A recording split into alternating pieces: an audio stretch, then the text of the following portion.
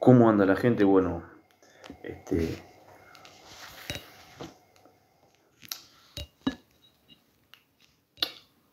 seguimos con el tema de la lectura nuevamente porque tuve un inconveniente y tuve que apagar el vivo. Cuando lo prendí se fue la gente, entonces prendí de vuelta vivo.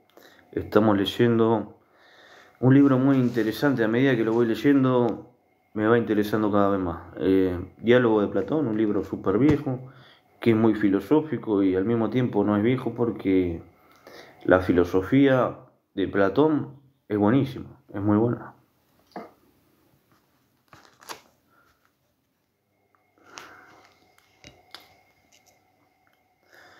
Dígame si se ve bien.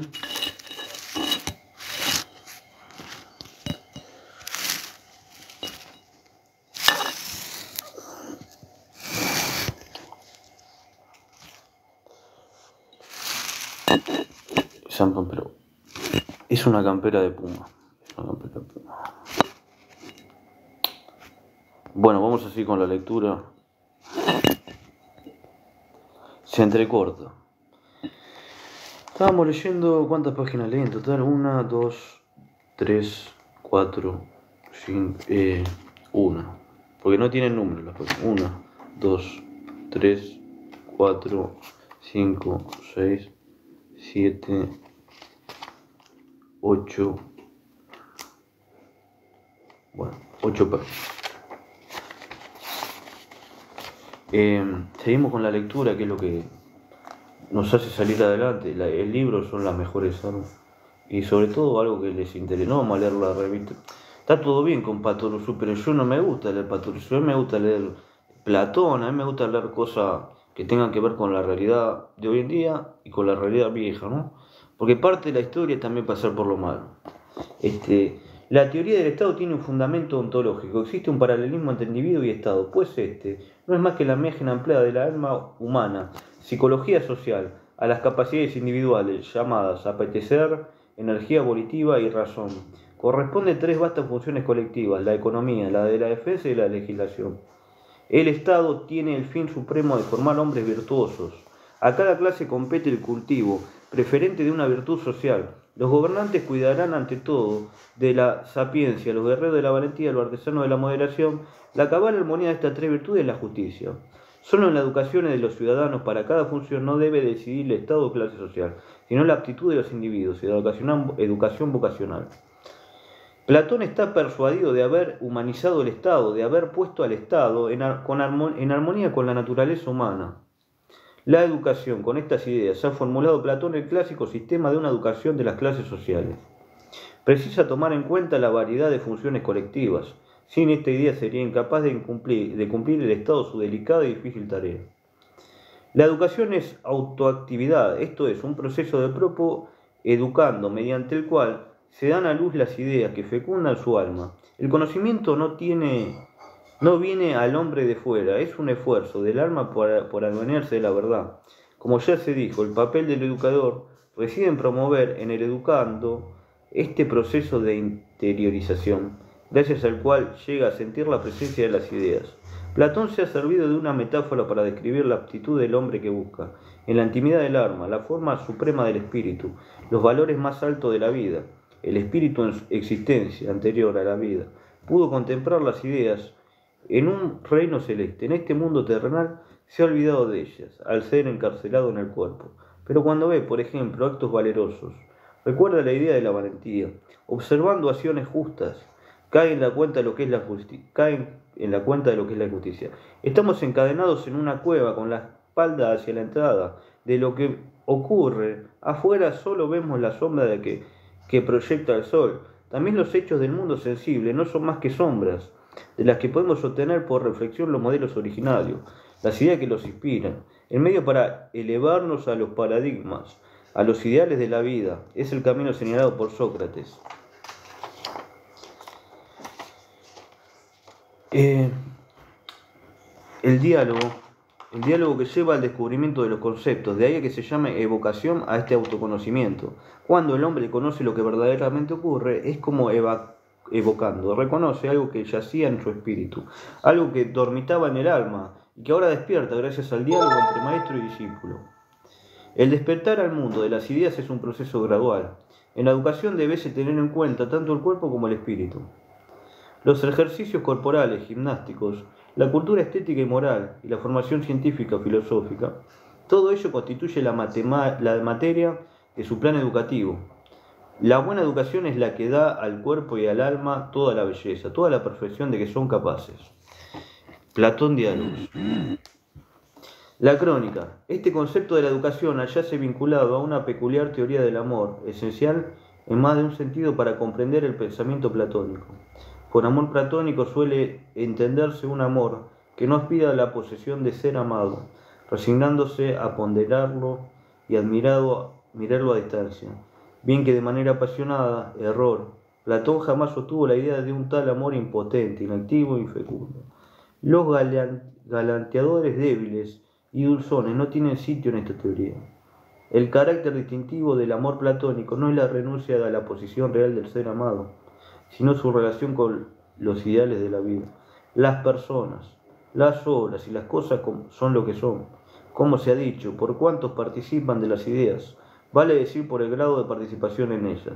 El amante ama a la persona en su ser concreto, en unidad de lo sensible y de lo ideal, bondad, ternura, valentía, belleza, sapiencia y demás.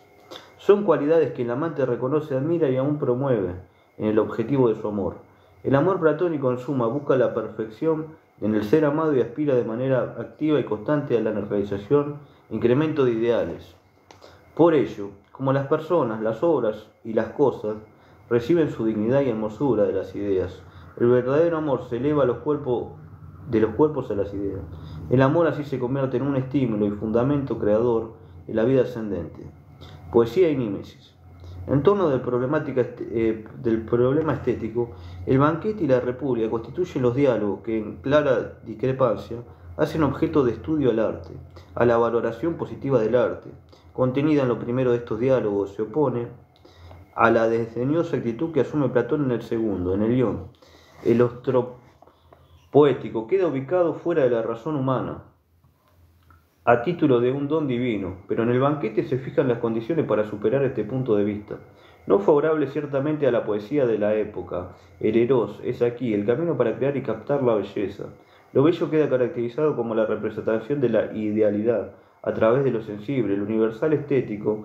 En el banquete es aquella idea de la belleza que, según testimonio del Fedro, se distingue de las otras por el carácter de poder manifestarse de manera sensible.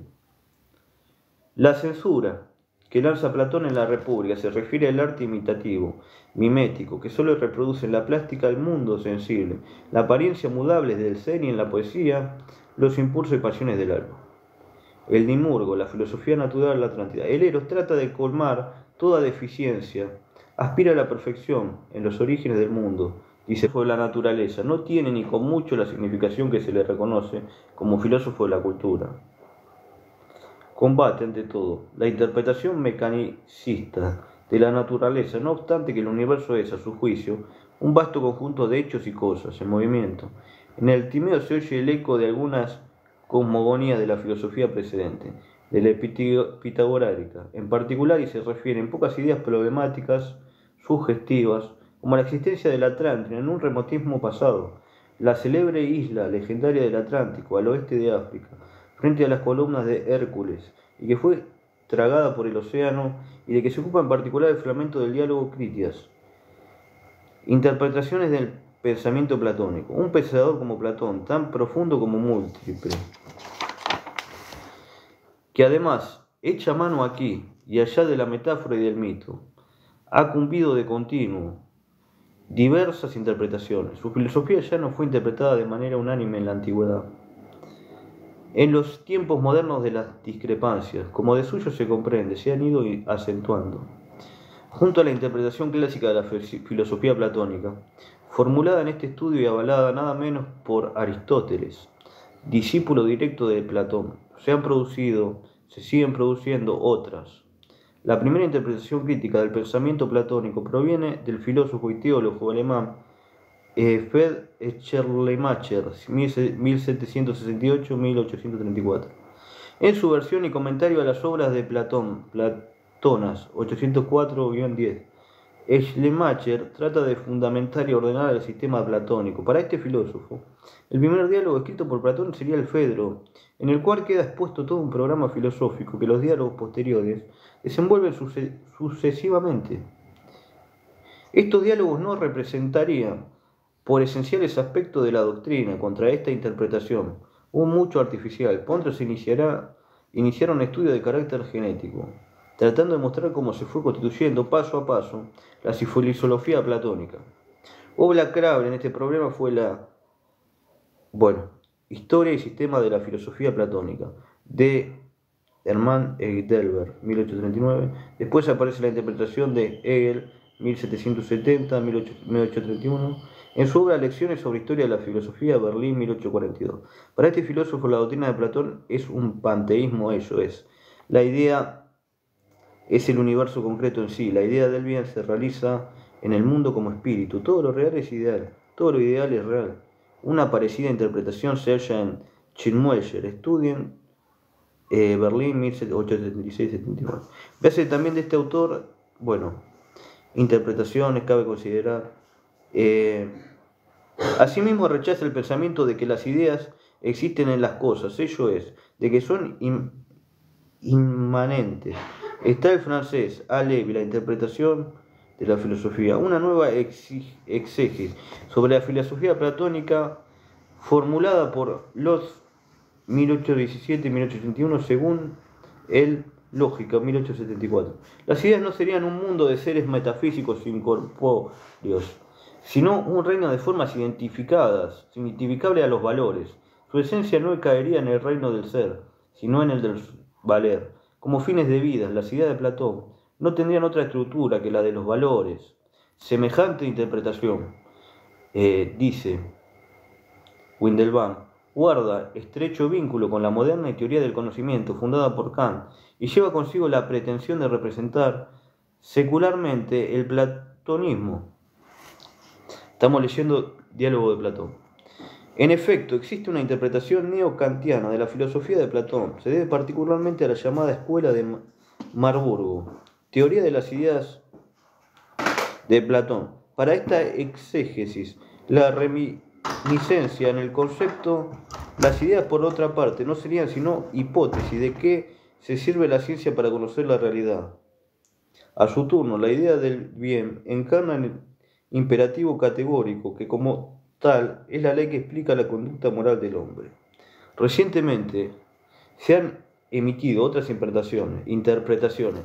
Así la interpretación de la escuela de Oxford. Los pensadores de Oxford han reivindicado, revalorándolo, el diálogo Parménides. Dicen, es la obra de Platón que señala la superación definitiva de la doctrina socrática. Hay también una interpretación fenomenológica y una más existencialista. De conformidad con esta interpretación, el alma ha caído, olvidando su noble linaje, en el mundo de los hechos empíricos. El cuerpo es su cárcel. Según la imagen platónica, la vida cotidiana es vida banal, intrascendente. Pero esta alma degradada, caída, arrojada en el mundo, se puede buscar, nostálgica de las ideas, tratando de comprender a sí misma, dándole un fundamento a su existencia auténtica superior. Francisco Larroyo. Diálogos, empezamos. Diálogo. Esto creo que es una breve introducción también, pero es muy importante. Apología de Sócrates. Yo no sé, atenienses, la impresión que habrá hecho en vosotros el discurso de mis acusadores con respecto a mí. Confieso que me he desconocido a mí mismo. Tan persuasiva ha sido su manera de decir. Sin embargo, puedo asegurarlo, no han dicho una sola palabra que sea verdad. Pero de todas sus calumnias, la que más me ha sorprendido es la prevención que os han hecho de que estéis muy en guardia para no ser seducidos por mi elocuencia, porque el no haber tenido el mentís vergonzoso que yo les voy a dar en este momento, haciendo ver que no soy elocuente, es el colmo de la impudencia, a menos que no llamen elocuente al que dice la verdad. Si es esto lo que pretenden, confieso que soy un gran orador, pero no lo soy a su manera, porque, repito, no han dicho ni una sola palabra verdadera, y vosotros vais a saber de mi boca la pura verdad.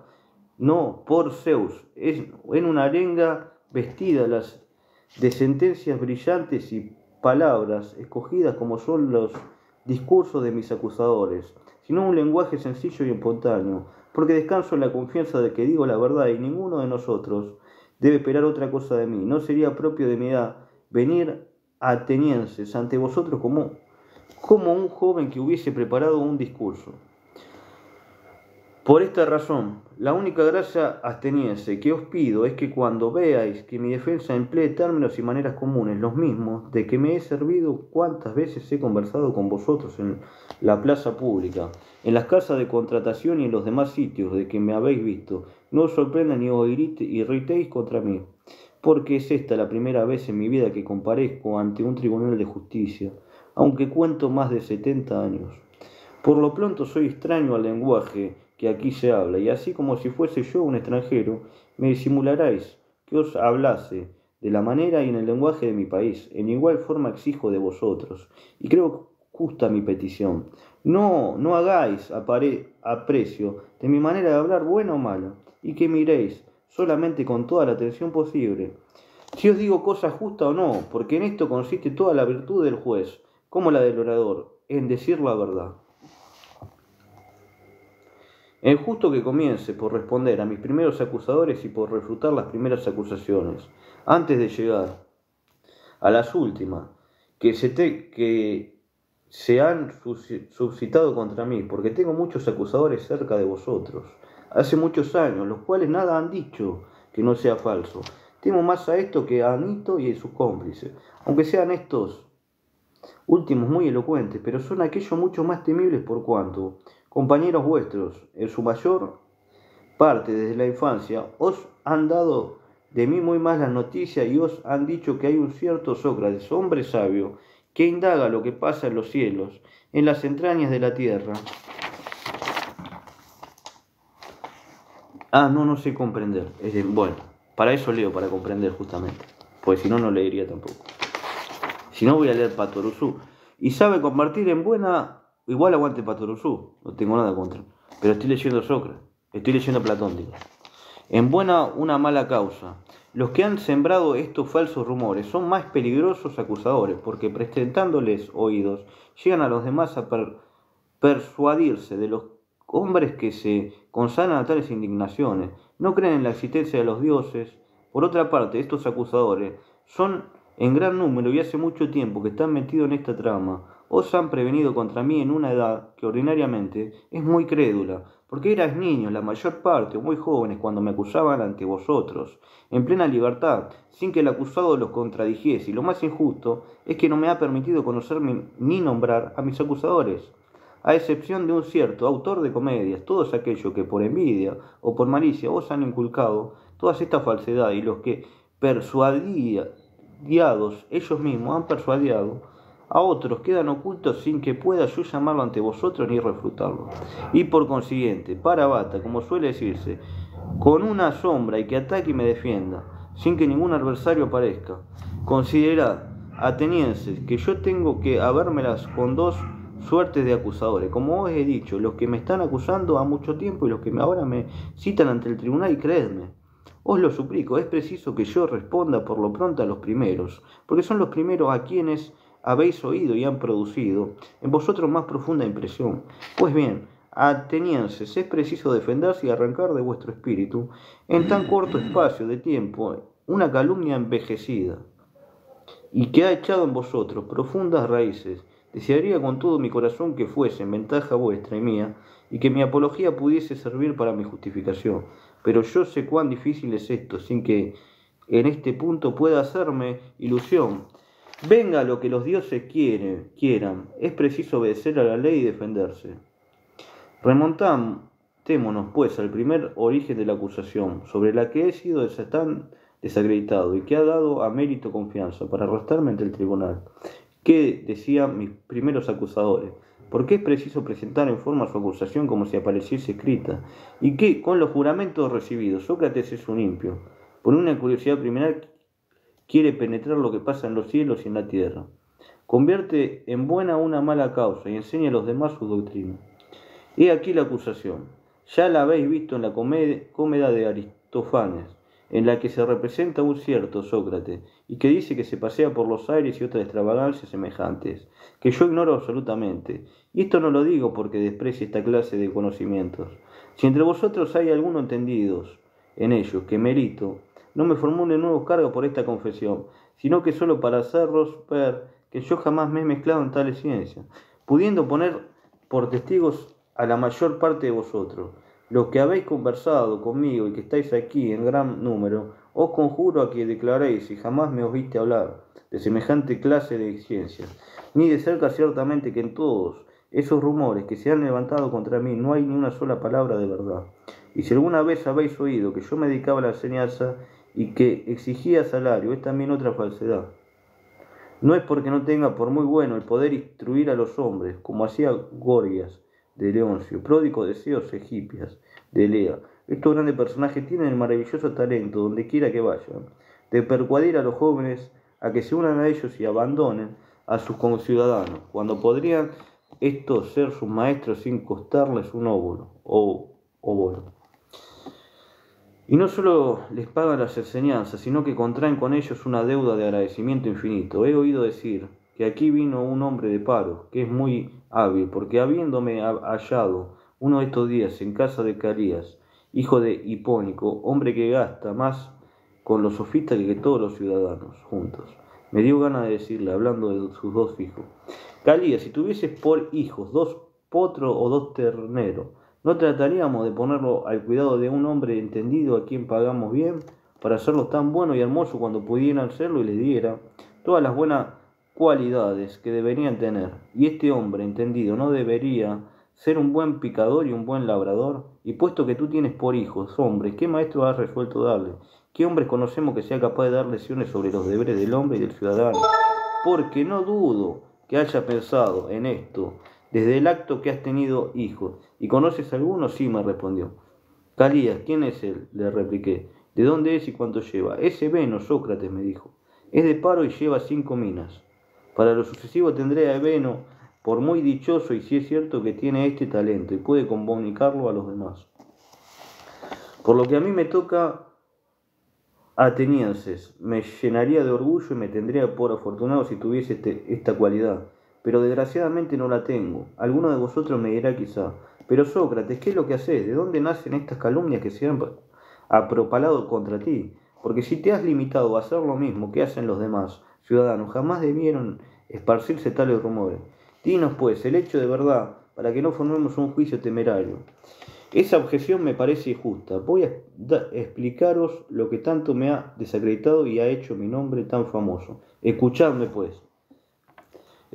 pues, quizá algunos de entre vosotros creerán que yo no hablo seriamente, pero estad persuadido que no os diré más que la verdad. La reputación que yo haya podido adquirir no tiene otro origen que una cierta sabiduría que existe en mí. ¿Cuál es esta sabiduría? Quizá es una sabiduría puramente humana y corro el riesgo de no ser en otro concepto sabio, al paso que los hombres de que acabo de hablaros son sabios de una sabiduría mucho más que humana. Nada tengo que deciros de esta última sabiduría, porque no la conozco y todos los que me la imputan mienten, ni solo intentan calumniarme. No os incomodéis. Atenienses, si al parecer os hablo de mí mismo demasiado ventajosamente, nada diré que proceda a mí, sino que lo atestiguaré con una autoridad digna de confianza, por testigo de mi sabiduría que os daré el mismo Dios de Delfos. ¿Qué os dirá si la tengo y en qué consiste? Todos conocéis a Querefum, mi compañero en la infancia, como lo fue de la mayor parte de vosotros, y que fue desterrado con vosotros, y que con vosotros volvió. Ya sabéis qué hombre era Querefum, y cuán ardiente era en cuanto emprendía. Un día, habiendo partido para Delfos, tuvo el atrevimiento de preguntar al oráculo: os suplico que no os irritéis de lo que voy a decir. Si había en el mundo un hombre más sabio que yo, la Pitía, le respondió que no había ninguno. Querefum ha muerto, pero su hermano, que está presente, podrá dar fe de ello. Tened presente, ateniense, ¿por qué os refiero a todas estas cosas? Pues es únicamente para haceros ver de dónde proceden esos falsos rumores que han corrido contra mí. Cuando supe la respuesta del oráculo, dije para mí: ¿qué quiere decir el Dios? ¿Qué sentido oculta estas palabras? Porque yo sé sobradamente que en mí no existe semejante sabiduría, ni pequeña ni grande. ¿Qué quiere, pues, decir? al declararme el más sabio de los hombres, porque él no miente, la divinidad no puede mentir. Dudé largo tiempo del sentido del oráculo, hasta que por último, después de gran trabajo, me propuse hacer la prueba siguiente. Fui a la casa de uno de nuestros conciudadanos, que pasa por uno de los más sabios de la ciudad. Yo creía que allí, mejor que en otra parte, encontraría materiales para rebatir el oráculo y presentarle a un hombre más sabio que yo. Por más que me hubiere declarado el más sabio de los hombres, examinando, pues este hombre de nuestros grandes políticos, sin necesidad de descubrir su nombre, y conversando con él, me encontré con que todo el mundo lo creía sabio, que él mismo se tenía por tal y que en realidad no lo era. Después de este descubrimiento me esforcé en hacerle ver que de ninguna manera era lo que él creía ser, y he aquí ya lo que me hizo odioso a este hombre y a los amigos suyos que asistieron a la conversación. Luego que de él me separé, razonaba conmigo mismo y me decía, puede ser muy bien suceder que ni él ni yo sepamos nada de lo que es bello y de lo que es bueno. Pero hay esta diferencia, que él cree saberlo, aunque no sepa nada, y yo, no sabiendo nada, creo no saber. Me parece, pues, en esto yo, aunque poco más, era más sabio, porque no creía saber lo que no sabía. Desde allí fui a la casa de otro que se le tenía por más sabio que el anterior. Me encontré con lo mismo y me engranjé nuevos enemigos. No por esto me desanimé, fui en busca de otros, conociendo bien que me hacía odioso y haciéndome violencia, porque tenía los resultados, pero me parecía que debía, sin dudar, referir a todas las cosas la voz del Dios, y para dar con el verdadero sentido del oráculo, ir de puerta en puerta por las casas de todos aquellos que gozaban de gran reputación, pero, oh Dios, he aquí, atenienses, el fruto que saqué de mis indignaciones, porque es preciso decirle la verdad. Todos aquellos que pasaban por ser los más sabios me parecieron no serlo, al paso que todos aquellos que no gozaban de esta opinión los encontré en mucha mejor disposición para hacerlo. Es preciso que acabe de daros cuenta de todas mis tentativas, como otros tantos trabajos que emprendí para conocer el sentido del oráculo. Después de estos grandes hombres de Estado, me fui a los poetas, tanto a los que hacen tragedias como a los poetas ditirámbicos, y otros, no dudando que con ellos me prendería encontrándome más ignorante que ellos. Para esto examiné las obras suyas que me parecieron mejor trabajadas, y le pregunté lo que querían decir, y cuál era su objetivo para que me sirviera de instrucción. Pudor tengo, atenienses, en deciros la verdad, pero no hay remedio, es preciso decirla. No hubo uno de todos los que estaban presentes, incluso los mismos autores, que supiese hablar ni dar razón de sus poemas. Conocí, desde luego, que no es la sabiduría la que guía a los poetas, sino ciertos movimientos de la naturaleza, y un entusiasmo semejante al de los profetas y adivinos, que todos dicen muy buenas cosas sin comprender nada de lo que dicen. Los poetas me parecieron estar en este caso, y al título de poetas, se creían los más sabios en todas materias. Si bien nada entendían, los dejé, pues, persuadiendo que era yo superior a ellos por la misma razón que lo había sido respecto a los hombres políticos. En fin, fui en busca de los artistas. Estaba bien convencido de que yo nada entendía de su profesión, que los encontraría muy capaces de hacer muy buenas cosas, y en esto no podía engañarme.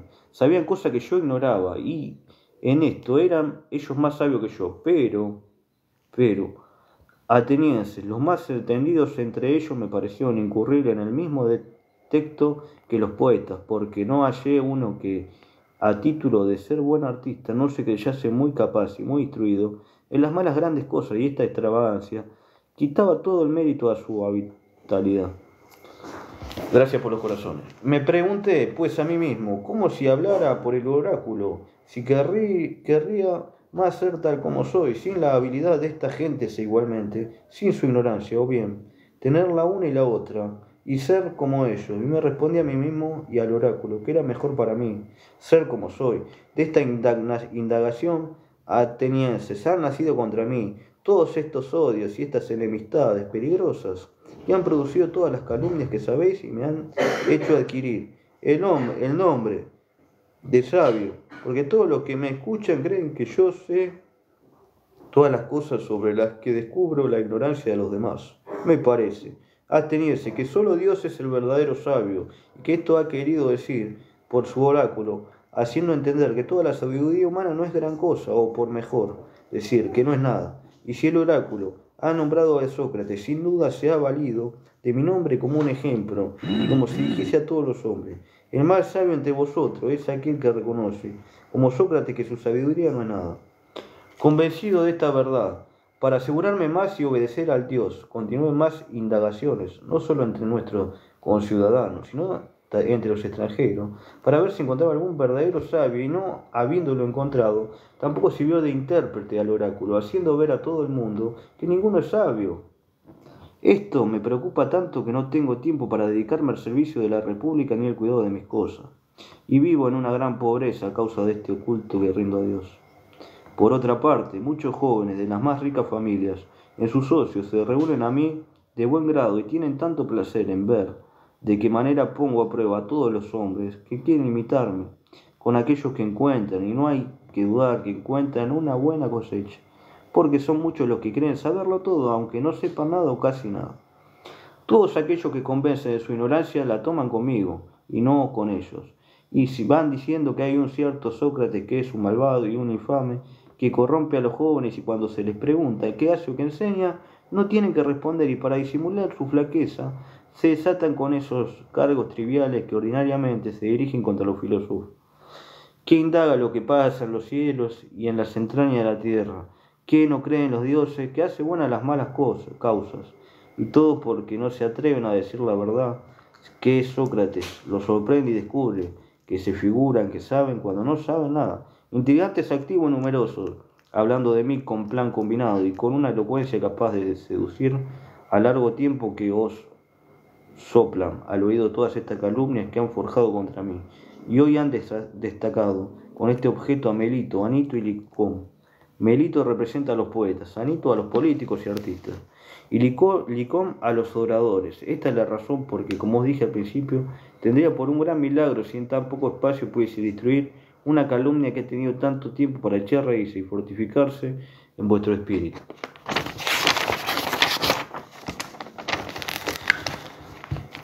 He aquí, atenienses, la verdad pura, no os oculto ni disfrazo nada, aun cuando no ignoro que cuanto digo no hace más que envenenar la llaga, y esto prueba que digo la verdad y que tal es el origen de estas calumnias. ¿Cuántas veces queráis tomar el trabajo de profundizarla, sea ahora o más adelante? Os convenceré plenamente de que esté el origen. Aquí tenéis una apología que considero suficiente contra mis primeras acusaciones. Pasemos ahora a las últimas y traemos de responder a Melito, a este hombre de bien, tan llevados y hemos de creerle, por el amor a la patria.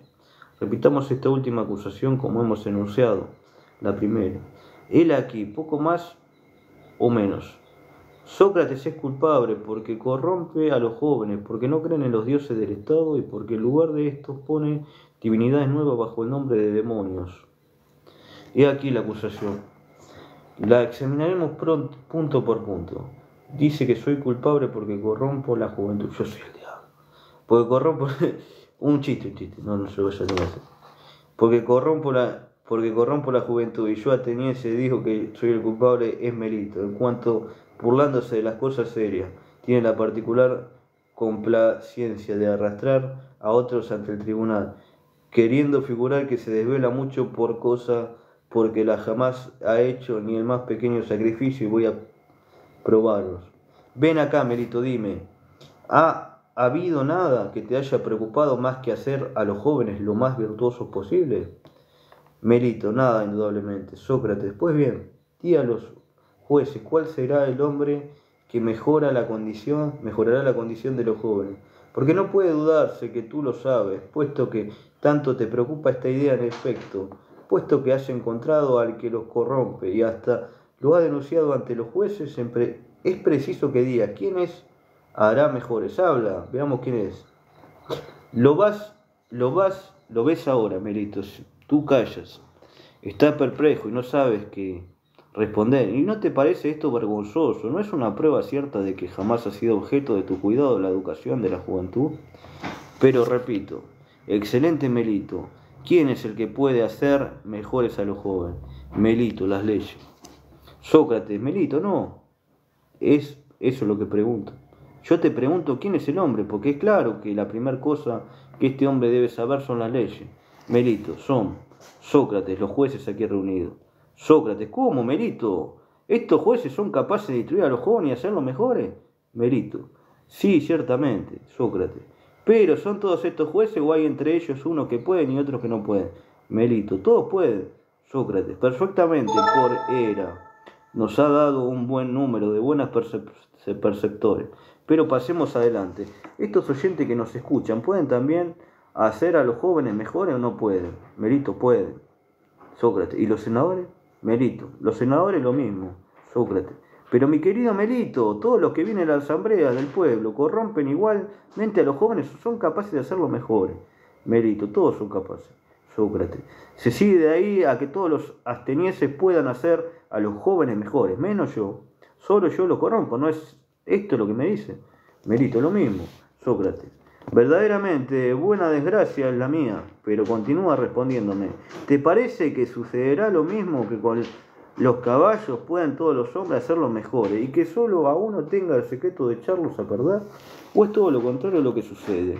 ¿Es uno solo o hay un cierto número de picadores que puedan hacerlos mejores? Y el respeto de los hombres, si se sirven de ellos, ¿no los echan a perder? ¿No sucede esto mismo con todos los animales? Sí, sin duda. Ya, convengáis en ello, Anito y tú, o no vengáis, porque sería una gran fortuna y gran ventaja para la juventud que solo hubiese un hombre capaz de corromperla y que todos los demás la pusiesen en buen camino. Pero tú has probado suficientemente, Melito, que la educación de la juventud no es cosa que te haya quitado el sueño, y tus discursos acreditan claramente que jamás te has preocupado en lo mismo que motiva tu acusación contra mí.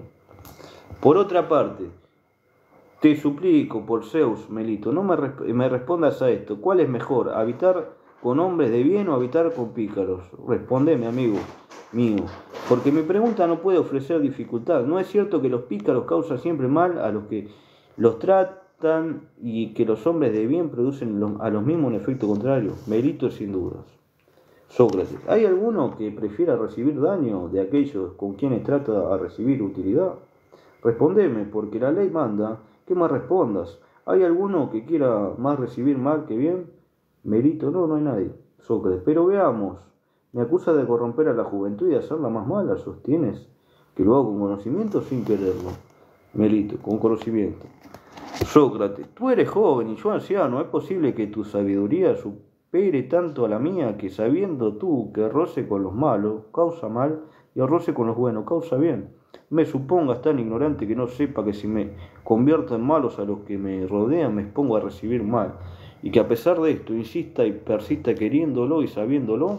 En este punto, Melito, yo no te creo, ni pienso que haya en el mundo quien pueda creerte. Una de dos: o yo no corrompo a los jóvenes, o si los corrompo lo hago sin saberlo y a pesar mío, y de cualquier manera que sea eres un calumniador. Si corrompo a la juventud a pesar mío, la ley no permite citar a nadie ante el tribunal por faltas involuntarias, sino que lo que quiere es que se llene aparte a los que las cometen, que se les reprenda y que se les instruya, porque es bien seguro que estando instruido, cesaría de hacer lo que hago a pesar mío, pero tú, con intención lejos de verme a instruirme, me arrastras ante este tribunal donde la ley quiere que se cite a los que merecen castigos, pero no a los que solo tienen necesidad de prevenciones.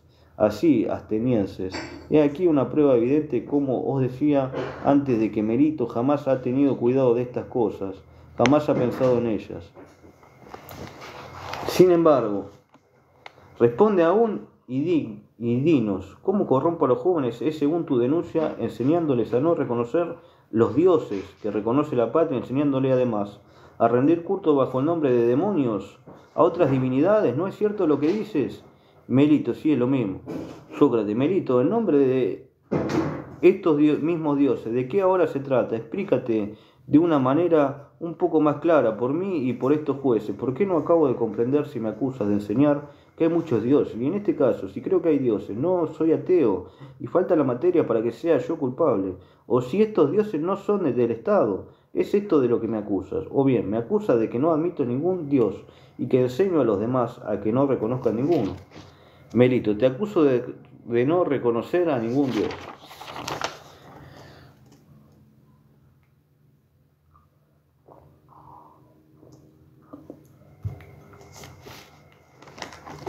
Sócrates, oh maravilloso Melito, ¿por qué dices eso? Que yo no creo como los demás hombres que el sol y la luna son dioses. Melito, no, por Zeus.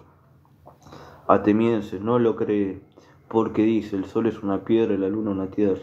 Sócrates, pero tú acusas a Anaxagoras, mi querido Melito. Desprecias a los jueces, porque lo crees harto ignorante. Puesto que te imaginas que no saben que los libros de Anaxagoras, de Clazomenes, están llenos de aserciones de otra especie. Por lo demás, ¿qué necesidad tendrían los jóvenes de aprender de mí cosas que podían ir a oír a todos los días a la orquesta? Por una drama lo más, magnífica ocasión, se les presentaba para burlarse de Sócrates.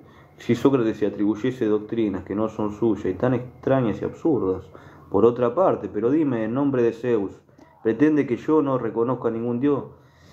Melito, sí, por Zeus. Tú no reconoces ninguno. Sócrates, dice Melito, cosas increíbles, ni estás tampoco de acuerdo conmigo, a mi entender.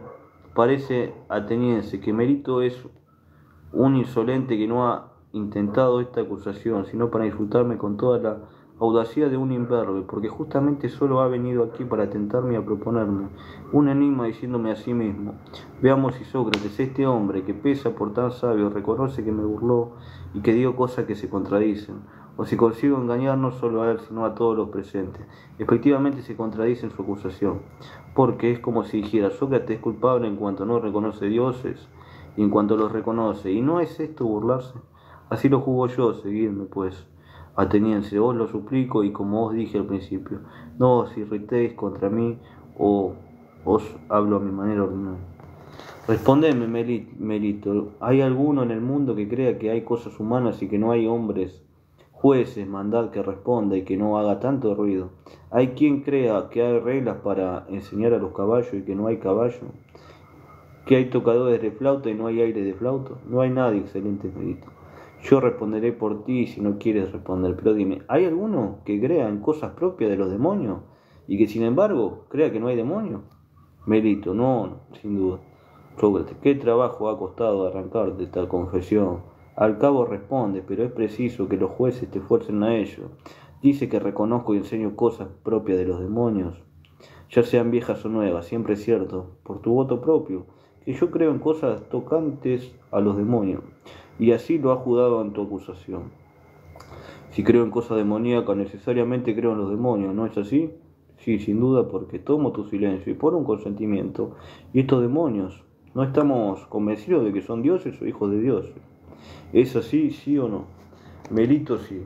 Sócrates, por consiguiente, puesto que yo creo en los demonios, según tu misma confesión, y que los demonios son Dios, he aquí la prueba de lo que yo decía, de que tú nos proponías enigmas para divertirte a mis expensas, diciendo que no creo en los dioses, y que sin embargo creo en los dioses, puesto que creo en los demonios, y si los demonios son hijos de los dioses, hijos bastardos, si se quiere, puesto que se dice que han sido habidos de ninfas o de otros seres mortales, ¿quién es el hombre que pueda creer que hay hijos de dioses y que no hay dioses?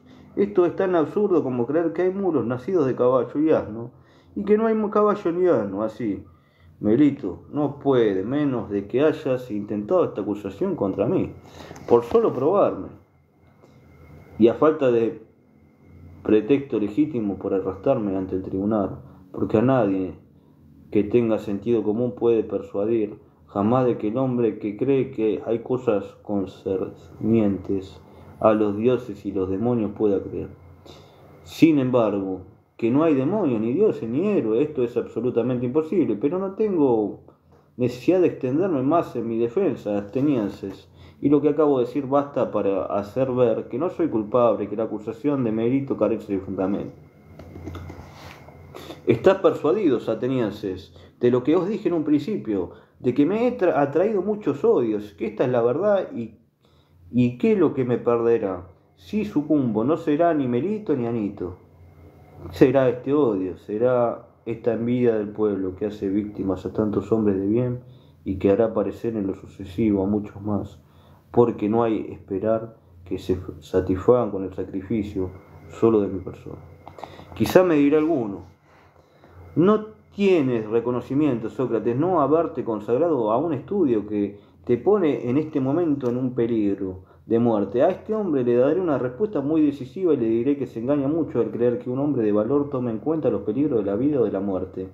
Lo único que debe mirar en todos los procederes es ver si lo que hace es justo o injusto, si es acción de un hombre o de bien o de un malvado. De otra manera, se seguirán los semidioses que murieron en el sitio de Troya. Debieron ser lo más insensato y particularmente el hijo de Tetis, que para evitar su deshonra despreció el peligro hasta el punto que, impaciente por matar a Héctor y requerido por la diosa su madre, que le dijo, si mal no me acuerdo, hijo mío, si vengas la muerte de Patroclo, tu amigo matando a Héctor, tú morirás, porque la muerte te aguarda, así que Héctor perezca. Él, después de esta amenaza, despreciando el peligro y la muerte, y temiendo más vivir como un cobarde sin vengar a sus amigos, muero yo en el acto. Gritó con tal que castigue al asesino de Patroclo, y no quede yo deshonrado. Permanezco en las naves, cual inútil peso de la tierra. ¿Os parece que se inquietaba? Tentís del peligro de la muerte. Es una verdad constante, teníase, que todo hombre que ha escogido un puesto, que ha creído honroso, o que ha sido colocado en él por sus superiores, debe mantenerse firme y no debe temer ni la muerte, ni lo que haya de más terrible, anteponiendo a todo el honor.